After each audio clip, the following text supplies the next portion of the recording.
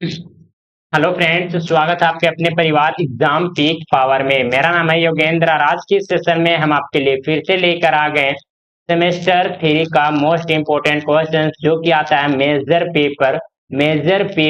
Semester three का major paper 4 में हम लोग देखे वाले हैं हिस्ट्री।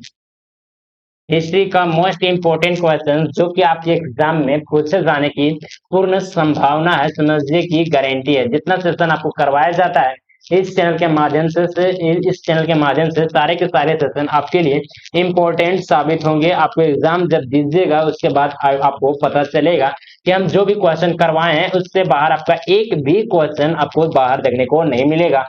तो आप लोग को एकदम टेंशन फ्री हो जाना है। अभी तक हमारे इस सेशन को आप लोग लाइक नहीं किए हैं तो सेशन को लाइक कीजिए, चैनल को अपने दोस्तों के साथ शेयर कीजिए और चैनल को क्या कीजिए, तो चैनल को अभी तक आप लोग सब्सक्राइब नहीं किए तो चैनल को सब्सक्राइब कर ऑल पर क्लिक कर दीजिए ताकि आने वाले जितनी भी सारी वीडियो आपको सबसे पहले मिले। और मैं बता दूं कि आपको इस सेशन के पहले ही बहुत सारे सेशन में करवा चुका हूं और उन सारे सेशन को आप लोग अभी तक नहीं देखे हैं तो इसी वीडियो के डिस्क्रिप्शन बॉक्स में आपको प्लेलिस्ट का लिंक मिल जाएगा। वहां से जाकर आप लोग सीक्वेंस वाइज सारे के सारे सेशन को आप लोग देख सकते हैं। इस चैनल से जो मैं पिछले भी सेशन करवा चुका हूं या फिर इस चैनल से जो बाद में सेशन आएगा वहां पे सारा का सारा प्लेलिस्ट में ऐड कर दिया जाएगा। तो वहां से आप लोग सारा का सारा सेशन को आप लोग देख लीजिएगा। उसके बाद आप देखिएगा कि आपका एक भी क्वेश्चन मतलब छूटेगा नहीं क्वेश्चन मतलब कि एग्जाम में, समझे।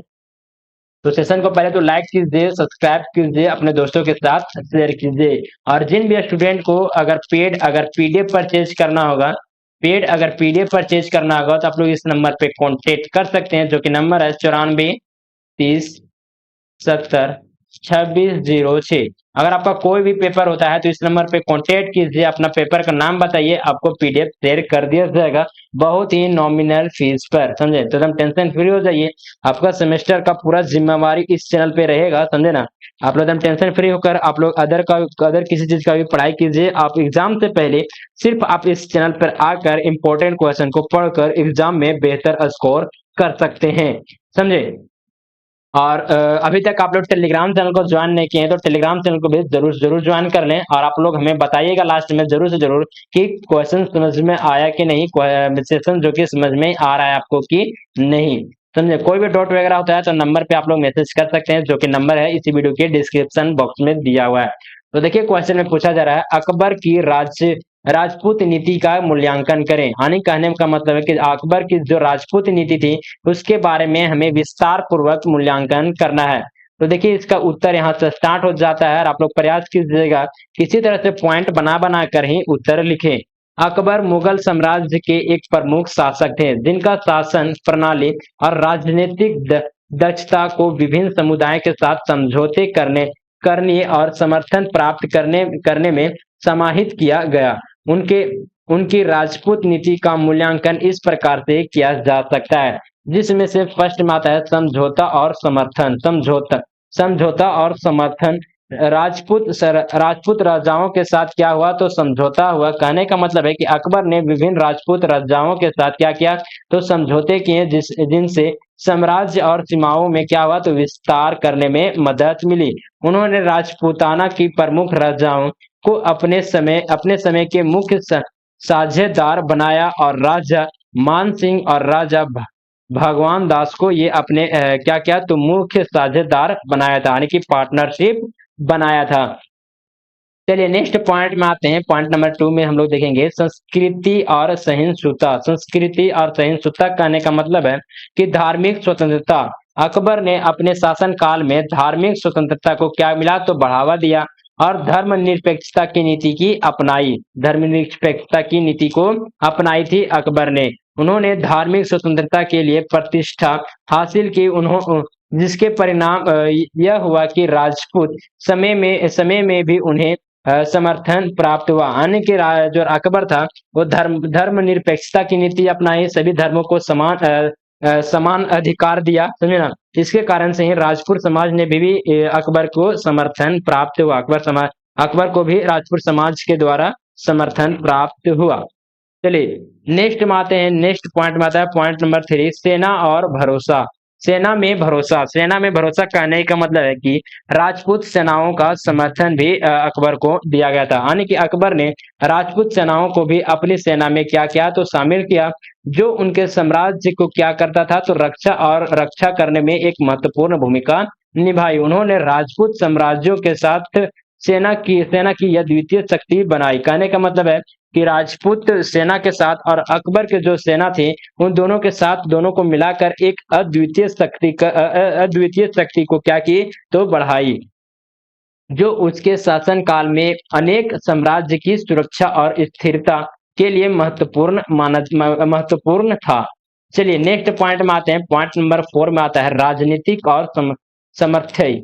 राजनीतिक चलाकी कहने का मतलब है कि अकबर ने राजनीतिक चलाकी का क्या किया तो प्रदर्शन किया और राजपूत समाज समाजों साम्राज्यों के साथ तालमेल बनाए रखने के लिए उनकी राजनीतिक दक्षता ने उन्हें महत्वपूर्ण भूमिका निभाई। कहने का मतलब है कि अकबर की राजनीतिक दक्षता ने राजपूतों के साथ तालमेल बनाए रखने के लिए एक महत्वपूर्ण काम किया था।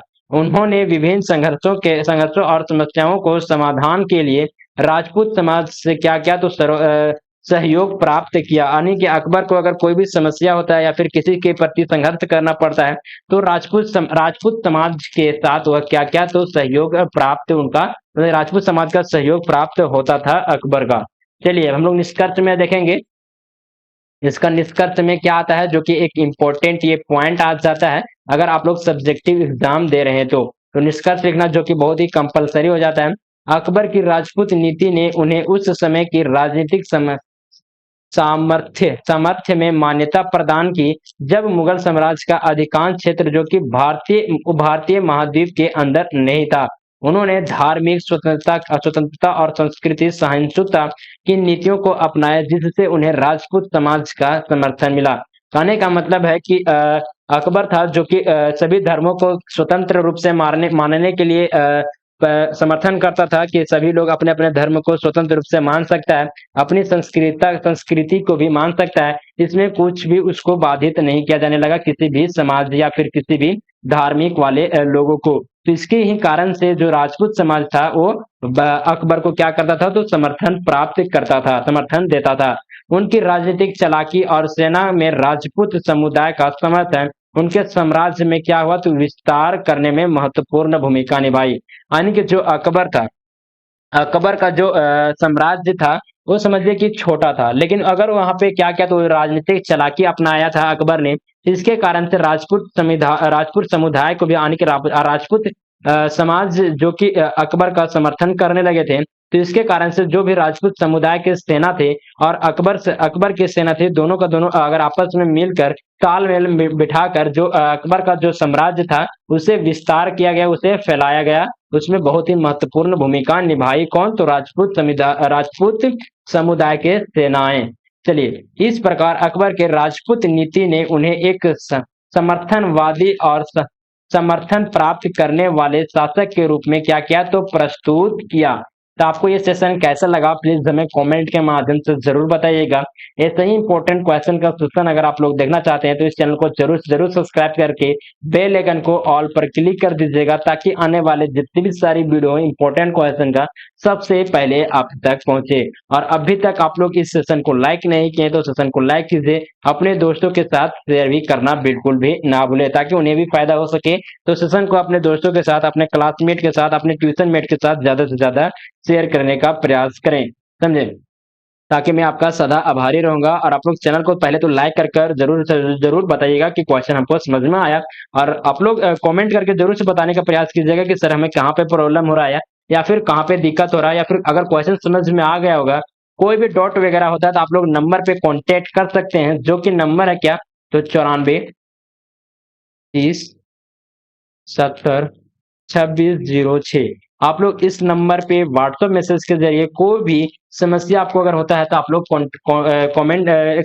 कॉन्टेक्ट कर सकते हैं व्हाट्सएप मैसेज के जरिए। और इसी नंबर पे आपको पेड पीडीएफ भी प्रोवाइड करवाया जाएगा। इस नंबर पे आप लोग कॉन्टेक्ट कर सकते हैं, जो कि अगर आपको कोई भी पेपर होता है तो उसका पेड पीडीएफ भी प्रोवाइड करवा दिया जाएगा और साथ ही साथ कोई भी डाउट वगैरह होता है तो आपको यहाँ पे सॉल्व करने का प्रयास किया जाएगा। तो आप लोग तो पहले नंबर तो कमेंट करके हमें जरूर बताइएगा कि सेशन कैसा लगा। Thank you for watching this session. जय हिंद, जय भारत।